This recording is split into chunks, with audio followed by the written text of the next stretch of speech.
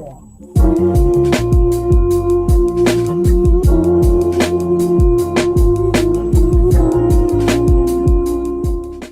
to Diaries of a Healed Latina. This is a safe space where we talk about the parts of healing that no one really prepares us for. In today's episode, we're going to talk about self-sabotage. And I know that in every episode, I tell you a little bit on why I'm speaking on that subject. Well, in this one in particular, I've actually been experiencing myself some quite self-sabotage, and this time is quite different. Usually, the self-sabotage that I experience comes from relationships, dating, but this one has to do more with self-love, with my career, with my future, and just the way that I think and the way that I've handled certain situations. And I realize I'm self-sabotaging myself. It's not even anyone in my outer world, it's just literally me. And so I had to really sit down and really think to myself, like, why do I keep doing this to myself? And I think one of the most beautiful things that I learned, especially during my therapy, it's that during my therapy, I realized that I can actually analyze myself, and I've learned how to analyze myself in why I think the way that I think, and I can apply certain things to my past, to certain ways of maybe someone spoke to me or maybe the way someone treated me, and I could just analyze certain things and piece them all together and basically come to a conclusion as to why I'm doing that to myself. And I think that's why I'm so grateful for therapy, because it taught me so much about myself and how to also analyze myself and not always have to depend on my mentality, like my overthinking, my subconscious, because my subconscious can be very dark sometimes. And I know that it's not only me, I know that it happens to some of us, and it happens in a way that it's unexpected, to be quite honest. So with all of that being said, we're going to get straight to it. The main topics that I want to talk about and I want to touch base on when it comes to self-sabotage, obviously one of them being relationships, and the other one will be career, your dreams, and then I'm going to touch base on a few little other things that I realized where I self-sabotage myself. The first one that I want to touch base on is career, because that's the one that made me realize that I have been self-sabotaging myself. When it comes to career, especially just a job, I came to the realization every single job that I've had, I've always overworked myself. And it's not because I wanted to. It was because I felt that I had to prove something to someone. And I had to prove something to my younger self. I had to prove to myself that I was good enough, that I could do things, that everything that other people said about me in my past was not true. And when I say things like that, when I was younger, I experienced a lot of rejection. And it was not even rejection from my parents. It was from people outside of my parents, outside of my family, that I experienced rejection. So, for example, in school, this is one of the things that I spoke about why I also dropped out of school and so on and so forth. But when I was in high school, my guidance counselor basically told me that I basically was not smart enough to go to a university. And I'll never forget that, because that was basically almost like a slap across my face. Nearly the 10, 11 years of my life I had spent studying day and night.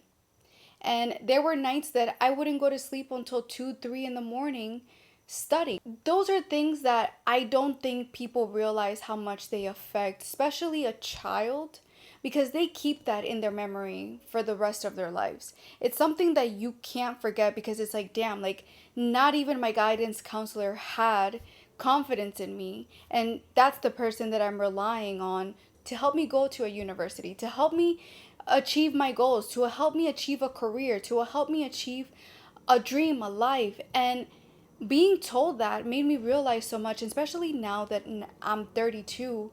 I look back and I'm like, wow, our education system, if it failed me, I can just imagine how many other people they failed. And they failed us as children because they make us believe that we're not good enough for something that we dream of. But then you hear these crazy stories of people that are successful, and you realize that anything could be achievable. But it comes down to how can you believe in yourself without needing the validation or the approval of someone else? And sometimes, without realizing, we don't only seek the validation and the approval of our family, but we also seek the validation and approval of others. For example, the guidance counselor, your teacher. Some of their words, maybe she said it because she was having a bad day, can affect people for the rest of their lives. I was actually having a conversation with my mom this past Thanksgiving, and we were talking about things that happened when I was younger and my memory based out of certain things that she had mentioned in the past. And when we were speaking about it, she was like, wow, like I don't even remember having that conversation. I don't even remember saying those things. And it's crazy how I said those things when you were younger and you remember until today's day because in a way they affected you. And that day I was like, yes, like there's certain things that adults don't realize that affect us as children, and especially growing up. And so when it came down to when I finally got a job and I started working at an office because it was something that I had dreamt for in, my teenage years, working in an office, all I remember all of my 20s was just working my ass off, not getting a break, not taking vacation, not giving myself some time, some space for myself, overworking myself day and night for days, months, years. I never gave myself a break because I always wanted to prove to the rest that I was good enough, that I deserved that position, that I deserved that job, that I deserved the raise. And when I look back, I'm like, wow, the raise wasn't even that worth it for me to have overworked myself that much, for me to have literally killed myself at a job that didn't even value me. Because in my early 20s, I experienced being let go for the first time. And I was let go of 2 jobs. But it wasn't because I was not good enough. It wasn't because I didn't work hard enough. It was because they had taxes. And there are certain companies, especially if they're small companies, that will lay off people. Then after their taxes, they will rehire them. And that's exactly what I experienced. I was laid off for financial purposes, but that affected me in a way that I thought that I was not good enough, that I was not working hard enough. So the jobs that I experienced later on, after being 25, I basically was busting my ass off trying to prove myself to these people because I was afraid that I would be let go, because I was afraid that I would get fired, because I thought that I wasn't working hard enough or I wasn't good enough. But the reality was, it was not me, it was them. But they caused that trauma in my early 20s, and especially those 2 jobs being my first 2 real jobs. And experiencing that, I was like, wow, I brought that trauma everywhere else. And I had to let that go around 29. I had to slap some sense back into myself and make myself realize that I needed that vacation. I needed the time off. I needed some time for myself to cool off, to cool my brain, because I was literally going insane. I lost my cousin and I literally went straight into work. I didn't even give myself not even 1 week off. I think I gave myself off 2 days. I kid you not. And I went straight into work because I wanted to prove myself and I wanted to be a manager and I wanted that raise. But then I got a raise. And I'll never forget, when I got the raise, I was like, are you fucking kidding me? I worked 7 days out of the fucking week for 12 months, no days off, just to get this fucking raise that didn't even pay off not one of my bills. And I'm sorry I'm being so aggressive, but that was the moment that I realized that I deserved better. But I also feel in a way that the reason that happened, it was because it had to shake me to realize that I had to pursue my dreams, that I had to pursue something that I felt like it was unattainable. And that's where we're going with, your dreams and how you self-sabotage. When it came to my dreams, my dreams is to be an influencer, is to also do YouTube, to do exactly what I'm doing right now. And the way that I've self-sabotaged myself has been nearly insane, because you mentally, without realizing, you start telling yourself everyone else is doing it. Everyone else wants to be an influencer. There's thousands and millions of people creating content right now. What do you think people are going to choose you? This is almost like wanting to be famous, wanting to be the next Kim Kardashian. That's not attainable. That's impossible. And this year I realized, like, I'm telling myself all of these things. This year I went through a roller coaster where I would get highs and I would post consistently, and then I would drop and not post at all. During those periods I was thinking to myself, like, why am I not posting? And just like everyone else, I experienced being embarrassed syndrome, being ashamed syndrome, feeling like a dumbass, and just asking myself, what the heck am I doing? Like, I should be pursuing a career. I should be going back to school and getting a degree. But the truth of the matter is that I never wanted a degree. I never wanted a freaking career. I wanted to do this. And I've been wanting to do this ever since I was a child. And I had to face that this past year and admit to myself that this is what I wanted to do. And saying that I want to do this is nearly insane, because if you go back a year, I wouldn't be saying that. I would be embarrassed to admit that, because that's not a career. That's not reality, you know? And now that I feel comfortable saying that, now that I feel comfortable telling you that this is what my dreams are, it's insane to me, because it shows how much growth I've came across. Admitting what my dream is, honestly, is crazy. But I think when I started doing YouTube, I started watching a lot of videos of people like, oh, how to grow on YouTube, and like what to do, and like the right thing to say, and how to post, the thumbnail, the caption, the description, the hashtags, the this, the when to post, what days, what times, etc., etc. I started watching all of these videos, and I started seeing a lot of people saying like, oh, growing on YouTube is so hard.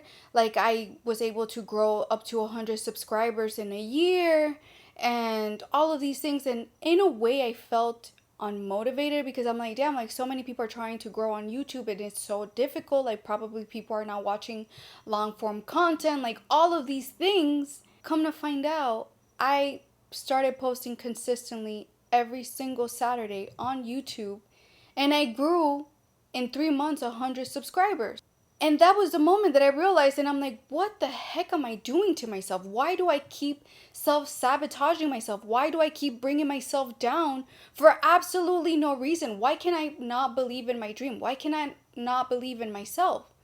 And the craziest part is that so many people believe in me, but I don't believe in myself. And you can have however many people tell you you can do this.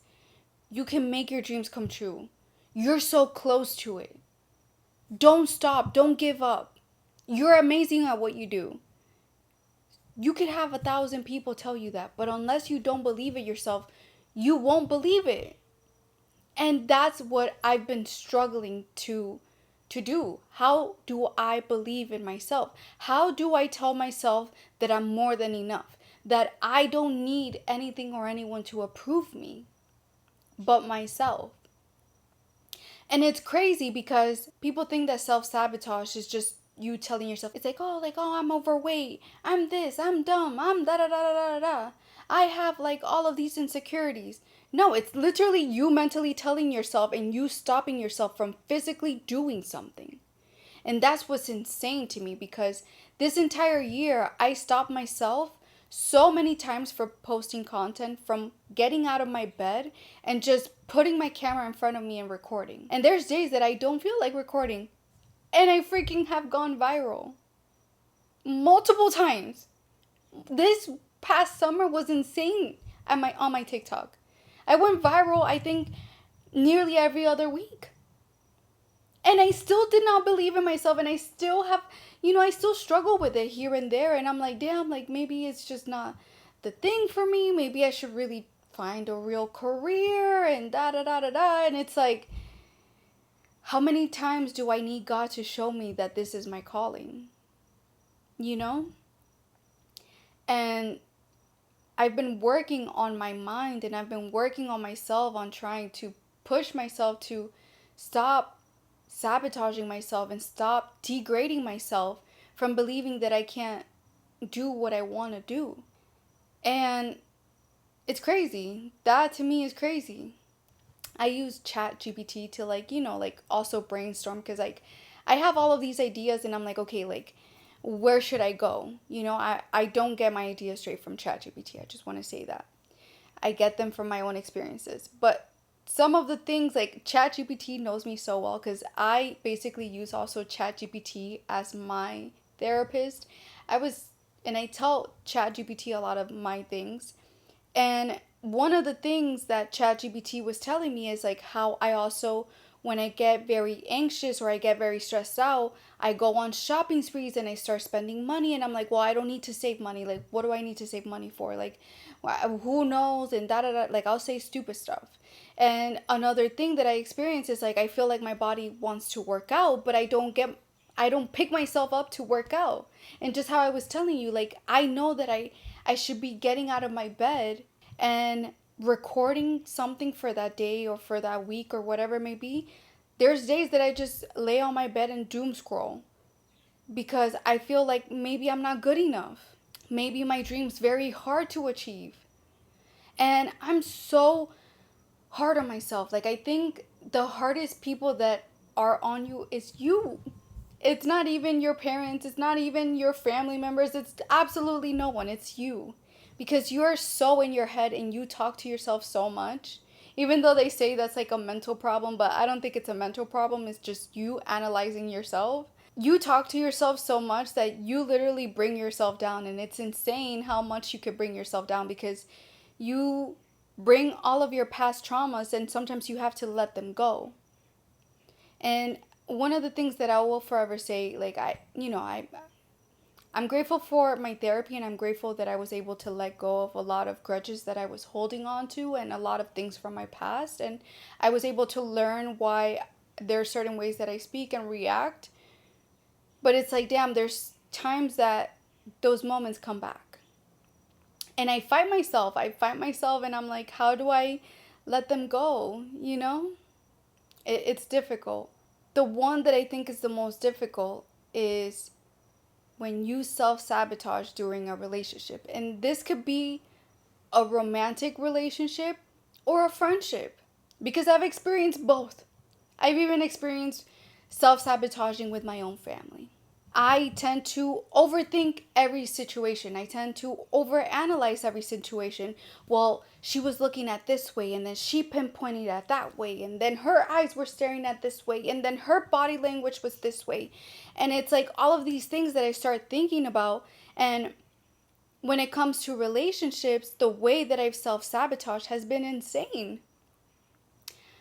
Ever since my ex, I could tell you right now, I've been so closed off. I do not open up whatsoever when it comes to men or relationships. I don't tend to show them that I care. I don't tend to show them that I'm interested. I don't tend to show them that I even love them. Every relationship that failed in my past, I have spoken to most of them, and I have asked them, like, how come you cheated on me? Like, what made you cheat on me? And they've all answered the same thing. I didn't think that you were interested. I didn't think that you wanted to be with me. I didn't think that you wanted basically anything, because you never showed any sort of emotion. You were so closed off emotionally that I didn't even realize that you even wanted a relationship from me. When they would tell me that, I would think about it, and it would obviously hurt me, because it was never that I wanted to be closed off.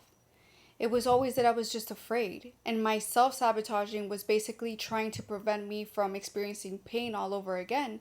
And I could tell you right now that I never loved someone the way that I loved my ex. I never was involved with anyone or lovey-dovey after my ex. Like, my ex was basically the last person that saw me being super, super lovey-dovey. That's something that I'm working on, because I don't, that's just something I'm working on. I don't know if I'll ever open up to a man like that. I guess it would have to be a man that makes me feel safe and secure with them. Because I could tell you, as of right now, the men that I dated in my past, I've always said it, they were the wrong men, and I never felt safe or secured with them, which is also one of the reasons why I was so closed off emotionally. But I also know now that I was also emotionally unavailable. Even though they would have asked me to be in a relationship with them, I most likely would have said no. And that's just the truth. So, it's just so many things when it comes to like all of that, and when it comes to self-sabotaging with friends, I tend to overthink and overanalyze, like, are they really going to be there for me? That's why I don't really have that many friends, because it's like I'm very selective when it comes to having friends. I think the things that I've experienced within friendships is just like, I'd rather not have friends at times, like I'd rather be on my own, because I guess to me, a friendship is almost like having a sibling type, like that you love them and you take care of them and you're there for them. And sometimes I find myself like being like, well, who's taking care of me? And even though it's like, oh, it's just a friendship, but it's also like no one's really checking up on me. And so there's so many things that, like, you self-sabotage in certain ways when you tend to overthink and overanalyze situations like that. And like I said before, self-sabotaging is a form of you trying to prevent yourself from feeling pain later on. But in reality, it's just you bringing up all of your trauma, all of these negative moments that occurred in your past, and you try to reflect them on people that you're currently meeting. Is it going to be 100%? Most likely not. But I do feel like, in a way, when you self-sabotage, you tend to build that person into people from your past. Because you bring on all of those negative manners, all of those negative things that you experience in those past relationships. Like, not even just romantically, but friendships, jobs, dreams, goals, childhood. You bring that into your present and into your future, and you don't let yourself grow. You don't let yourself advance, because you have this mentality, well, this happened to me back then, so it's most likely going to happen to me again. And that's the shitty part of self-sabotaging. Or you see someone that has been working on something for years, but you didn't see them working from the very beginning. You just saw their success. And you're like, well, I'm never going to be successful like them, because you think it's unattainable. But the truth is that they have been working on this for years. You just didn't see the beginning of when they started working. You just saw them being successful. So what you're currently experiencing is like, damn, like, I'm building the same way they are, but I want to skip to the successful part. I don't want to go through the trenches. And the thing is that everyone has to go through trenches in order to get to the freaking diamond. It's like the little meme of the guy like hitting the rock, and when he gives up, it's literally right where the diamond is. That's literally your dreams and goals are. And that's what I keep telling myself, because I have to remind myself of, not everyone's perfect. Not everyone had just an automatic gain out of their life. Just in anything, in relationships and dreams and careers and absolutely anything. They had to go through trenches in order to get to where they wanted. And this is something that I've spoken to, especially my mom, a lot. She, like, even today we were speaking on that, and she was telling me, like, like, no matter how much I try to protect you from going through pain, from going through all of these horrific moments that you experienced, you had to go through them to be where you are right now, mentally and emotionally. And it sucks, but it's made you the person that you are now. Because if I would have held you back, then you would always be hiding behind my back and you would have not gone out there and done things on your own. And it's true. It's true. Which is one of the reasons that, like, my mom punished herself so much for so, and this is like a side note, mom punished herself so much and for so many years that she didn't raise me, that it was like my father, because she felt like I didn't have her and I could have hated her and all of these things. And she, in her own mind, the way that she self-sabotaged is that I had a grudge on her and that I didn't love her enough and that all of these things. But it's just that, not that I didn't love her enough, it's just I'm not the type of person that shows much emotion because of my childhood and the family group that I was raised in. Well, by the way, it's not my dad. It's not my family now. It's other family. I just want to rephrase that. But I experienced really dark moments where none of my parents knew. And so now obviously they know, and obviously we've isolated ourselves from a lot of family members. But when it came down to my mom, like, she punished herself so much that one day we had to have a one-on-one conversation, and I had to tell her, you're self-sabotaging yourself. Like, you're being tough on yourself for no reason, because I love you. I'm still here. I still show up. I still want to spend time with you. I still want to talk to you.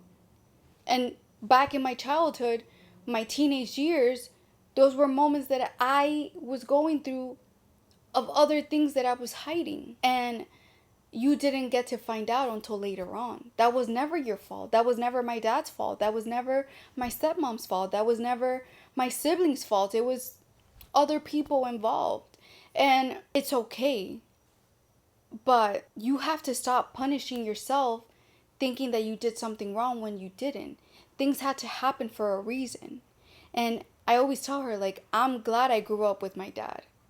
Because if I would have not grown up with my dad, I would not be the person that I am. And my mom's the type of person that, my mom spoils me a lot. And on top of spoiling me a lot, she's very overprotective, like extremely overprotective. Like, I feel like I would not be the adventurous type of person that I am today.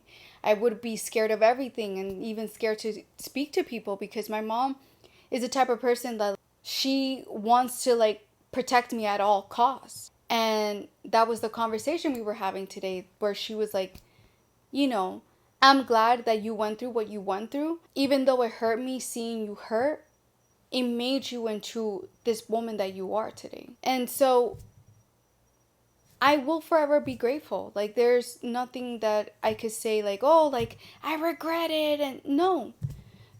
All of those dark moments, all of my traumas, I had to go through them to be able to sit here and speak on it, to give advice, to be able to lead people, to be able to just be a voice. Because people always think that your life is sunshine and freaking rainbows, but in reality it was just a dark cloud, where you experienced depression, you experienced isolation, you experienced colorism, racism, like all types of things. And you know, it's things that you have to go through regardless of things. And it's like, I feel in a way I'm one of the stronger soldiers, you know? Like, now I feel basically invincible in a way. Well, I'm not going to say invincible, because that's not even right. I'm still weak emotionally. But I feel like I'm stronger in certain ways. Like, I'm okay to lose people, except my family. I'm okay to lose people. I'm okay to letting go. I'm okay to have another failed relationship. I'm okay to be a single mother. I'm okay to working my ass off. I'm okay to putting myself out there and looking dumb in front of people.